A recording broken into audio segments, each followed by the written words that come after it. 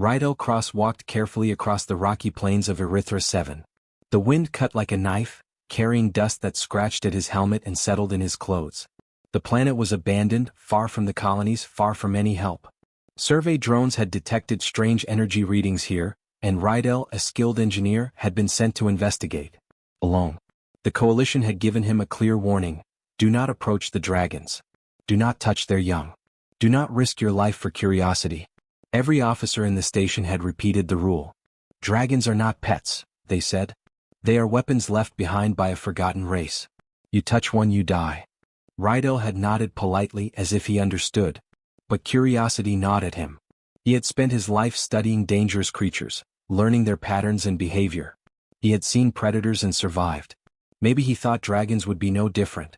Or maybe he simply did not want to listen. The ground shook lightly under his boots. A faint hum came from the direction of the cliffs. He tightened his grip on his tools and walked toward the sound. Among the jagged rocks, a pile of rubble caught his attention. Something moved under the stones, small but alive. Rydell froze. His heart hammered. The readings had been right. There was life here. But this was not like the drones or the local wildlife. The creature was tiny, no bigger than a child, and it shivered under the broken rocks. Its scales glinted faintly in the dying sunlight, a mix of red and gold, soft and almost wet. It was a dragon hatchling. Rydell's mind raced. He remembered the warnings, the strict rules, the stories of humans burned to ash by dragon fire. But when he looked at the creature, he felt something he could not explain. Its eyes were round and golden, filled with fear, not rage. It was injured and it was helpless. A sudden gust of wind blew dust into his face. The hatchling coughed and whimpered. Rydell's instincts took over. He dropped to his knees and carefully lifted the debris off the little body. The hatchling's tiny wings were crumpled, one leg twisted at an odd angle. "Shoo, it's okay," Rydell whispered. His voice sounded strange even to himself. He knew he should step back. He should run. But his hands moved on their own. He gently cradled the dragon in his arms. Its body was warm and fragile. It trembled, but it did not strike. Rydell's suit sensors immediately reacted. The dragon's energy signature was unstable, dangerous. The readings spiked. The Coalition had said a human could not survive a direct touch. And yet, here he was holding a dragon hatchling and he felt no fire, no pain, no attack. Only the quick, shallow breath of the creature in his arms. "Why aren't you hurting me?" he asked quietly. The hatchling blinked at him, golden eyes wide, unafraid. Rydell could not understand it, but he did not question it. Survival instincts and caution battled with a strange sense of connection. Above him, a distant rumble echoed. Patrol drones were scanning the area. Their lights flickered across the cliffs, cutting through the dust. Rydell knew they were coming for him. If they saw him with the hatchling, there would be no warnings. They would destroy him. He held the dragon tighter and ran. The hatchling clung to him instinctively, wings brushing his chest, tail curling around his arm. Every step was heavy, every rock a potential trap. The winds pushed against him, the dust blinded him, but he did not stop. He had no plan except to survive and protect the small creature in his arms. Behind him, the humming grew louder. He could hear the patrol ships activating their sensors. He knew the rules. Any human who touched a dragon was considered a threat. They would assume he wanted to weaponize the hatchling or worse. He did not care. The little dragon was alive because he chose to act. He would not abandon it now. As he reached a narrow canyon, he stumbled and fell. The hatchling squealed and Rydell froze, worried he had hurt it. Carefully, he set it on the ground for a moment, checking its wings and legs. They were bruised but intact. The dragon sniffed the air and looked at him, then let out a tiny, soft growl, not in anger but as if warning him to keep moving. Rydell picked it up again, his mind racing. The patrol drones were close. If they saw the movement, alarms would scream across the planet. And yet, a strange calm filled him.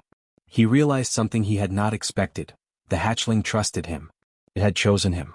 Humans were not supposed to survive this close to dragons, yet here he was, and the little creature clung to him as if he were its only hope. They ran together through the canyon, shadows stretching long in the dying light. Rocks tumbled underfoot and dust filled the air, but neither faltered. The patrol drones passed nearby, their sensors scanning, yet they did not detect them immediately. Rydell's heart pounded, but he felt a strange exhilaration. For the first time he was doing something that mattered, even if it was against every rule he had ever been taught. As night fell, the world turned black around him and the wind whispered over the rocks. Rydell found a small cave and ducked inside, careful to hide any trace of movement. The hatchling curled in his arms, trembling but silent. He set it down on the cave floor and watched as it tried to stretch its tiny wings. They were awkward, uneven but alive. Rydell knelt beside it and whispered, "Don't worry. You're safe now. I won't let anyone hurt you." The dragon tilted its head, golden eyes fixed on him. For a moment the galaxy outside ceased to exist. There was no patrol, no law, no danger. There was only this fragile living being, and the human who had ignored every warning to keep it alive. Somewhere in the back of his mind, Rydell knew this choice could cost him his life. But he did not care. He had picked up the dragon, and for the first time, he understood something that no report or warning could ever teach him. Trust, care, and courage mattered more than fear. And with that, he settled into the shadows, holding the dragon, knowing that nothing would ever be the same again. Outside, the winds howled and the night deepened. Somewhere far away, the patrol drones would find the tracks, and the galaxy would start asking questions. But here in the dark cave, a human and a dragon hatchling waited. Both alive. Both changed. Both ready for a future no one had imagined. The cave smelled of damp stone and dust. Rydell sat cross-legged on the floor, the dragon hatchling curled in his lap. Its small body was warm against his chest, and for a moment he let himself believe they were safe. Outside, the winds of Erythra 7 howled, carrying the sound of distant rocks shifting and the faint hum of patrol drones. Rydell studied the hatchling closely. Its scales glimmered in the faint light, a soft gold that seemed almost alive. Its wings were uneven, one slightly crumpled, but they twitched as it tried to stretch them. The dragon hissed softly at its own clumsiness, then looked at him with wide, trusting eyes. He had expected fear, instinctive attack, maybe even death. The coalition had said it would burn him on the spot. Humans never survived touching a dragon, especially not a hatchling. But here he was, alive, and the creature had not so much as flinched. "Why aren't you burning me?" he whispered, almost afraid to ask. The hatchling blinked and let out a small, purring growl. It nuzzled against him, and something deep in Rydell's chest softened. He realized he felt a strange responsibility, heavier than anything he had carried before. He had saved it. And now it trusted him. The hours passed slowly.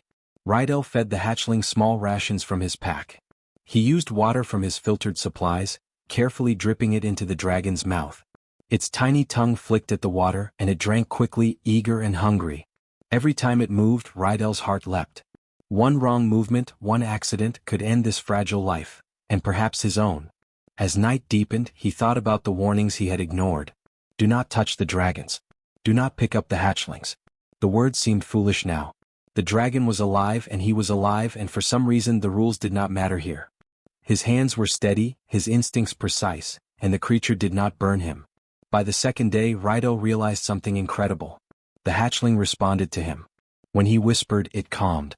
When he shifted or moved carefully, it mirrored him, leaning into him when he was still, flinching when he flinched. Its tiny body trembled less and less as the hours passed. It was learning, and so was he.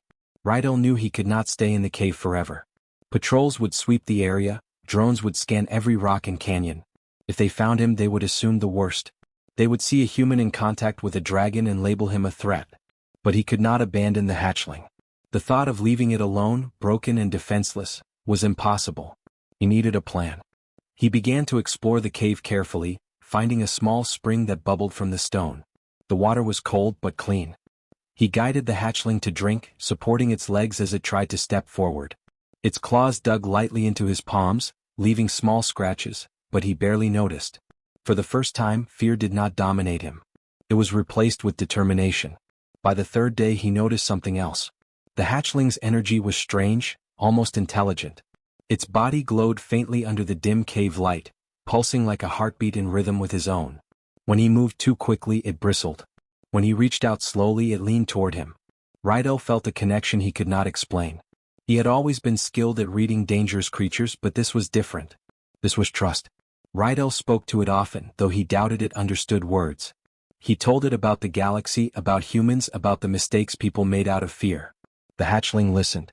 Its golden eyes never left his face. When he paused, it would tilt its head as if waiting for the next word.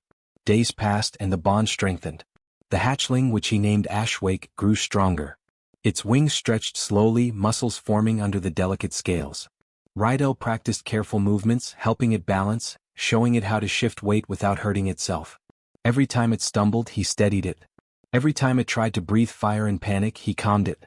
And through it all, nothing burned him. Nothing attacked. The myths, the stories, the coalition warnings, all seemed distant. He began to understand that dragons were not born to destroy. They were shaped by fear, by isolation, by the way others treated them. Ashwake had not burned him because he had not threatened it. He had shown care, patience, and respect. On the 5th day, Rydell made a decision. They could not stay in the cave forever. The patrol drones would return, the cliffs would be scouted. If they were found, Ashwake would be taken, and Rydell would be executed for disobeying orders. But he also knew he could not abandon the hatchling to die alone. He packed what supplies he could carry and lifted Ashwake into his arms. The dragon's body was heavier now, muscles firming, claws sharp, yet it remained gentle in his hold. Its wings brushed his shoulders as if ready to take flight, yet it did not resist. Together, they moved through the canyon, shadows blending with the darkness of night. Rydell noticed a faint hum ahead. Patrol drones. He paused, holding Ashwake close to his chest. The hatchling's body tensed, but then relaxed when Rydell whispered softly. They waited, breathing quietly, hearts beating in rhythm. The drones passed without detecting them, the sensors failing to notice the small forms in the canyon's shadow. Relief washed over him, but he did not smile. He could not. He knew the danger was far from over. The galaxy had rules. Dragons were weapons. Humans who touched them were liabilities. Yet he had survived.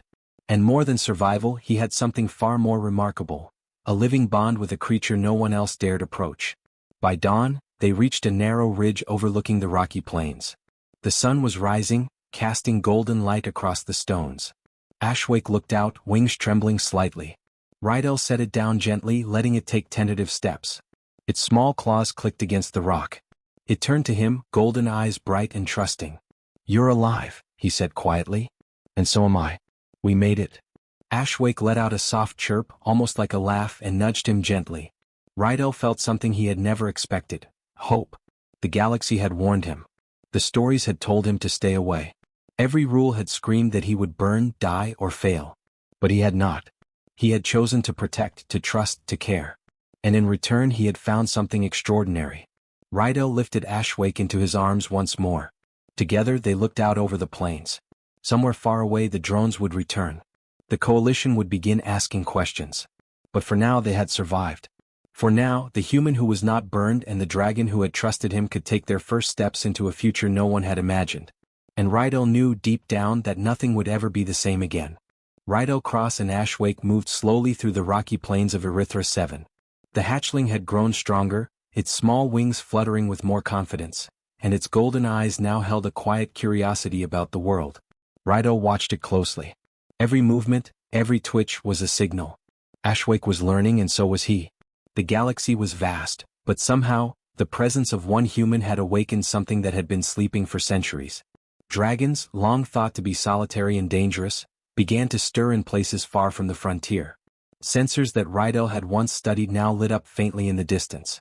Energy readings, dormant for centuries, started to pulse again. The dragons were waking, responding not to commands or threats, but to something deeper, something they remembered. Rydell did not understand it yet. He only knew one thing: Ashwake reacted differently when the readings grew stronger. The hatchling's body glowed faintly, and its wings lifted instinctively. It was as if the energy carried a memory, a signal from its long-lost kind. "Do you remember something?" Rydell whispered, crouching beside the small creature. Ashwake pressed against him, then turned its head, scanning the horizon. Its scales shimmered under the rising sun, golden and red, almost as if it were calling out to something far away. The first of the older dragons appeared at the edge of the cliffs, watching from the distance. Massive shapes, scales like iron, wings stretched wide, eyes glowing faintly. They had been dormant, waiting, isolated for so long that humanity had assumed they would never awaken. But now something had reached them. Something small, fragile, yet filled with courage had called them back. Rydell could hardly believe what he saw. His training had prepared him for many dangers, but nothing like this. The dragons, despite their size and power, did not charge. They did not attack. They hovered at a distance, watching, studying, waiting. And Ashwake chirped, a soft sound of recognition. The hatchling had remembered them too, or perhaps it had awakened something in them. It was as if the dragons were recalling a time before fear had shaped them. Long ago they had not been weapons or tools of destruction. They had been guardians, creatures of balance and wisdom. But centuries of isolation and misunderstanding had turned them into myths of terror. The galaxy had feared them because no human had ever truly reached them with trust. Rydell felt a shiver run down his spine. He had touched the dragon when no one dared, cared for it when everyone else had warned him not to. And now, the dragons themselves were remembering. Perhaps it was not Ashwake alone, but the courage of a single human, a single act of care, that had reminded them of their true nature. He knelt, letting Ashwake step lightly onto the ground. The hatchling's wings beat once, then twice, testing the air. The older dragons moved closer, but they kept their distance, circling like cautious guardians. One of them, enormous and covered in black scales with streaks of gold, lowered its head. Its eyes were intense, ancient, but not hostile. They flicked toward Rydell, and for the first time he felt something he had never expected: acknowledgement. "You see him," Rydell said softly, more to himself than to anyone else. Ashwake chirped again, wings rising in a gentle flap. The dragons watched, and slowly they began to react differently. Their bodies did not tense for attack. Their wings did not flicker with heat or energy meant for destruction. They remembered a time when humans and dragons could coexist, when trust mattered more than fear. Rydell understood that his role had changed. He was not just protecting Ashwake anymore. He had become a bridge, a link between two species that had long forgotten how to understand each other. The galaxy had feared dragons as weapons, but Rydell realized the truth. Dragons were not born destructive. They had been shaped by isolation, by lack of connection, by fear and misunderstanding. The sun climbed higher, casting long shadows across the plains. The older dragons circled slowly, their massive forms reflecting light that shimmered off their scales. They did not roar or breathe fire. They simply observed, learning again, remembering what it meant to exist without rage. Rydell moved carefully, keeping a respectful distance. He spoke softly to Ashwake, telling him it was okay, that he was safe. The hatchling chirped and stepped forward, then looked back at him as if to say, "We are not alone anymore." Suddenly, one of the larger dragons descended closer to the ground. Its eyes glowed brighter, and Rydell felt a strange warmth in the air. He understood, in a way he could not fully explain, that the dragons were communicating, not in words but in memory, in instinct, in shared understanding. They were remembering a time before fear had taken hold, and Rydell had helped them recall it. The energy around them pulsed softly, not violently. It was as if the dragons were testing him, testing whether humans could be trusted. Rydell knelt, keeping his hands visible and calm, showing no threat. Ashwake pressed against him, wings brushing lightly against his arms. The black-scaled dragon lowered its head until it was nearly level with him. Its breath was warm and its eyes searched his face. Rydell held his ground, not moving suddenly. Slowly, the dragon lowered itself to the ground, wings folding slightly. Ashwake chirped happily and nudged Rydell's hand. The giant dragon did not attack. It simply stayed, watching, acknowledging. Rydell realized in that moment that the bond he had created with Ashwake had ripple effects. The older dragons were not just observing, they were remembering what trust could feel like. For hours they remained like that. Rydell and Ashwake on the rocky plains, surrounded by dragons who had once been feared as weapons. The wind carried their soft movements and the quiet pulse of energy that spoke of memory and understanding. The galaxy had been warned, the stories had been told, but no one had ever dared to touch the truth. Rydell whispered softly to Ashwake, "They remember because of you. They remember because of us." The hatchling chirped, wings fluttering. The giant dragons lifted slightly, their eyes bright with recognition. Something ancient, long forgotten, had awakened. Rydell understood then that the world had changed. Not through war or violence, not through rules or laws, but through care, courage, and the simple act of trust. He had touched a dragon when everyone said it would kill him. And now the dragons themselves were remembering the truth. They were not born to destroy. They had been waiting, alone for centuries, for someone brave enough to reach out. And Rydell had done it. For the first time, the frontier world felt alive with possibilities. The galaxy's greatest weapons, the dragons, were waking, not in rage but in memory. And a single human, holding a hatchling in his arms, had changed everything. Rydell Cross and Ashwake had been traveling together for weeks. The hatchling had grown stronger, wings longer, muscles firmer. Its golden eyes now sparkled with curiosity and intelligence. They had crossed canyons, deserts, and forests, always staying just ahead of the patrol drones. Everywhere they went, the presence of dragons stirred the air, and energy readings pulsed quietly, awakening older dragons in distant lands. Rydell had begun to understand the truth. Dragons were not born to destroy. They were shaped by isolation, by fear, by misunderstanding. Ashwake had reminded them of what they had forgotten, and now the galaxy was watching. But not everyone welcomed what they had done. The Coalition Command monitored every frontier world carefully. News of a human surviving contact with a dragon hatchling spread quickly. Reports were vague at first, whispers in the interstellar communication networks, but it did not take long for the high councils to react. Orders were given immediately. A human in direct contact with a dragon could not be allowed to continue. If humans could bond with dragons, they could shift the balance of power in the galaxy. Weapons could fail. Ships could be turned aside. Entire fleets could be threatened by creatures that had long been assumed uncontrollable. Rydell knew nothing of these orders. He had been focused only on keeping Ashwake safe. But the first signs of interference were obvious. Patrol drones appeared more frequently, scanning the plains, the forests, even the caves where they had slept. Larger ships began patrolling the atmosphere. The galaxy had noticed, and it had sent its enforcers. Rydell crouched behind a ridge, watching as one of the drones swept the valley. Ashwake was perched on a low rock, wings tucked, claws gripping the stone. The hatchling chirped softly, alerting Rydell that danger was near. He motioned for it to stay still, keeping his own movements slow and deliberate. The drone passed, sensors sweeping, but it did not detect them. For now they had survived again. But Rydell knew this was only temporary. Eventually the drones would find them. Eventually the Coalition would demand that Ashwake be taken by force. Rydell could imagine the headlines already: human bonds with weaponized dragon hatchling, threat to galaxy security. He shook his head. That was not what this was. Ashwake was not a weapon. He had seen it breathe softly, not in fire or destruction, but in warmth, in trust. The dragons were not tools to be commanded. They were creatures of memory and instinct, shaped by care, and Ashwake had reminded them of who they were. The first confrontation came just before dawn. A small fleet of patrol ships hovered over the valley, their searchlights cutting through the darkness. Rydell ducked behind rocks, Ashwake clinging to his shoulders. He could feel the hatchling's body tense, ready to react. But instead of panic, Ashwake chirped, a sound almost like reassurance. Rydell exhaled slowly. "We have to show them we are not a threat," he whispered.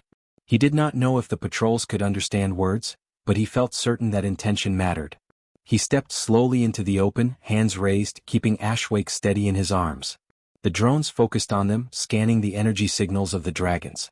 The fleet commanders on the ships watched as the hatchling's energy pulsed faintly, calming with each step Rydell took. The humans on the ships were tense, expecting fire, attack, or chaos. Nothing came. Then the older dragons appeared. Massive silhouettes emerged from the distant cliffs, their wings casting shadows over the plains. They circled above, observing, but they did not attack. They had remembered trust, and they were extending it to the human who had saved one of their own. The fleet commanders panicked. This was not supposed to happen. The dragons should have destroyed the intruders, but instead they hovered, patient and watchful. One of the larger dragons descended slowly, wings spreading wide, eyes fixed on Rydell. Its presence was imposing, but it did not move with aggression. Rydell raised Ashwake slightly, letting the hatchling chirp softly toward the older dragon. It was a small gesture, but enough. The larger dragon lowered its massive head until it was level with the human. Rydell kept his hands visible, showing no threat. Ashwake chirped again, nuzzling against Rydell. Something changed in the air. The drone's sensors detected energy, but it was not violent. It was calm, like a heartbeat, a signal of memory and understanding. The human and the hatchling had shown the galaxy that dragons were not weapons of destruction by nature. They were creatures shaped by connection. The fleet hesitated. Orders were unclear. Some officers wanted to fire, to capture, to enforce the laws of the galaxy. Others watched, frozen, uncertain, because nothing in their experience had prepared them for this. Dragons, alive and massive, hovering without hostility, and a single human holding a hatchling in the center. Rydell spoke softly, though the drones could not hear him. "We are not a threat," he said. "We only want to live. We only want to protect each other." Ashwake chirped in agreement, wings fluttering lightly. For a long moment, silence hung over the valley. The fleet waited for a signal that would never come. The dragons had chosen not to attack. Ashwake had led the way, showing that care could replace fear. Rydell took a step forward, then another. Slowly, carefully, he walked across the plains with Ashwake in his arms. The older dragons followed at a distance, circling but not threatening. Patrol ships hovered, sensors probing, but they did not interfere. Something in the dragon's presence, in the bond he shared with Ashwake, told the galaxy that violence was not needed. The moment passed, but its effect lingered. The human and the dragons had changed the rules. Fear no longer dictated action. The galaxy had tried to interfere, tried to enforce control, but it had failed because one human had chosen compassion instead of obedience to fear. By the time the sun rose fully over the horizon, the valley was quiet. The patrol ships hovered briefly before withdrawing, unsure of what to report. Rydell set Ashwake down gently on the ground. The hatchling chirped, testing its wings, then looked at the older dragons circling above. "They remember," Rydell said softly. "They remember because of you. Because of us." Ashwake chirped, nudging his hand. The dragons above circled slowly, watching, learning, as if they were recalling a past long forgotten. Rydell understood then that the galaxy could not control this. It could try, but it could not force connection where trust had grown. Ashwake had changed the dragons and Rydell had changed the galaxy. Not through power, not through fear, but through care, courage, and the refusal to harm. The horizon glowed with the rising sun. Patrol ships disappeared into the sky. Dragons hovered, watching, remembering, and a human walked among them, alive, unburned, and determined. For the first time, the frontier felt alive with possibilities. The galaxy had tried to interfere, but one human and one hatchling had proven that understanding could be stronger than fear. And Rydell Cross knew, deep in his heart, that nothing would ever be the same again. Rydell Cross stood on the ridge, watching the sun rise over the rocky plains of Erythra 7. Ashwake, now larger and stronger, perched lightly on a stone near him. Its wings stretched, catching the golden light, shimmering like molten metal. Around them, the older dragons circled in quiet formation, massive but calm, as if acknowledging the human who had dared what no one else would. 4 weeks, Rydell had moved across the frontier, avoiding patrols, keeping Ashwake safe, and learning more about the dragons than anyone else in the galaxy had ever known. He had learned their habits, their instincts, and most of all, that they were not born to destroy. They were shaped by isolation, by fear, and by the way the galaxy had treated them. Now, the galaxy itself was beginning to understand. Word of Rydell and Ashwake's survival had spread, carried by sensors, whispers, and patrol logs. Officials debated what to do. Some wanted to enforce the old rules, remove the dragons, capture the human, and force fear. Others hesitated. How could they punish a human who had proven that trust, patience, and care could achieve what fleets and weapons never could?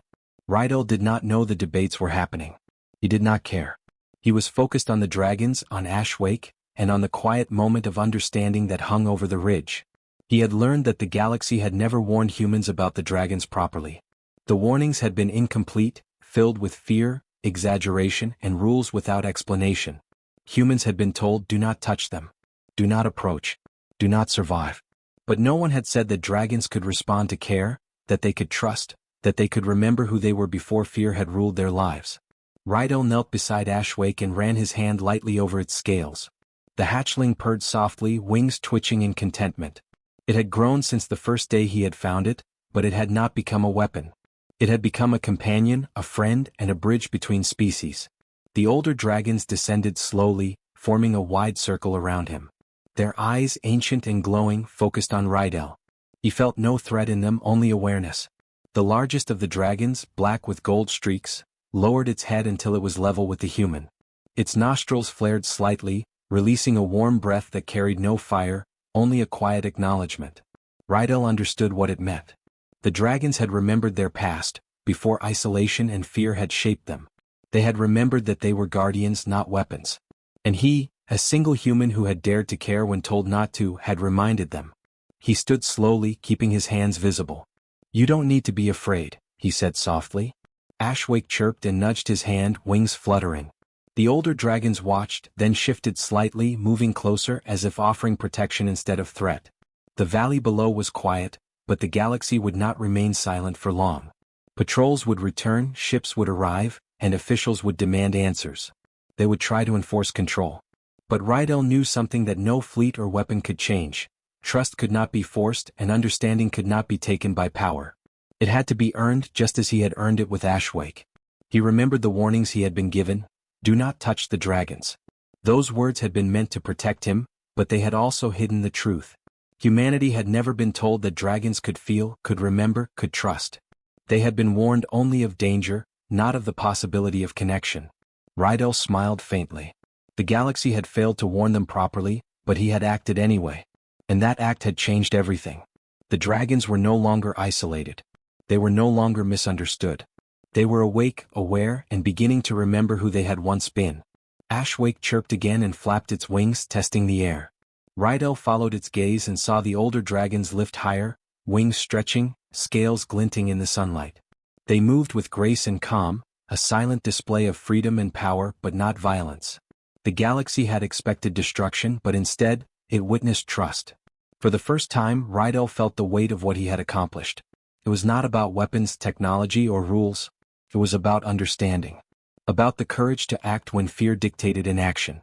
About the willingness to protect something fragile when the world demanded obedience. That was the true power humanity could offer, and he had proved it. As the day warmed the plains, Rydell began to walk. Ashwake followed, wings beating lightly, stepping carefully over rocks and stones. The older dragons moved with them, circling but not closing, creating a protective formation. Together they walked into a new world, one that would no longer judge dragons solely by fear and humans by caution. Rydell knew the galaxy would try to interfere again, and perhaps it would. But he also knew that rules alone could not control what had been awakened. The dragons remembered, and now so would the galaxy. They had learned that humans could act with care, that bonds could exist between species, and that courage was more powerful than fear. They reached the edge of the plains where a river carved through the rock. Ashwake paused, looking at the water, then at Rydell. The hatchling chirped, wings flapping in excitement. The older dragons hovered above, their massive wings casting shadows, yet no threat came. The valley was alive with possibility. Rydell knelt beside Ashwake and spoke quietly. We changed it. Not with fire. Not with weapons. But with trust. The hatchling nudged his hand, and Rydell felt a warmth he had never felt before. The dragons had remembered their true selves, and humanity had been shown what was possible when fear was set aside. For the first time in his life, Rydell understood that warnings were never enough. The galaxy could warn humans not to touch dragons, not to approach, not to survive. But it could not warn them about the power of trust, the strength of care, or the courage to act when everyone else hesitated. That was a lesson humanity had to learn on its own, and Rydell had learned it for them. He lifted Ashwake into his arms one last time and walked forward. The dragons followed, soaring above, circling and watching, no longer hidden by fear or misunderstanding. They had remembered who they were. And humanity, through one simple act of courage, had been reminded of what it could be. The wind carried the soft beat of wings across the plains. The sun rose higher, warming the rocks, the valley, and the human who had dared to reach out. The galaxy had been warned too late. But perhaps that was the way it had to be, for only a human willing to risk everything could teach dragons to remember, and the galaxy to understand. Rydell smiled, looking down at Ashwake. We made it, he said. And in the quiet of the valley, surrounded by dragons who had remembered, he knew that the future was no longer written by fear. It was written by courage, trust, and the simple choice to care.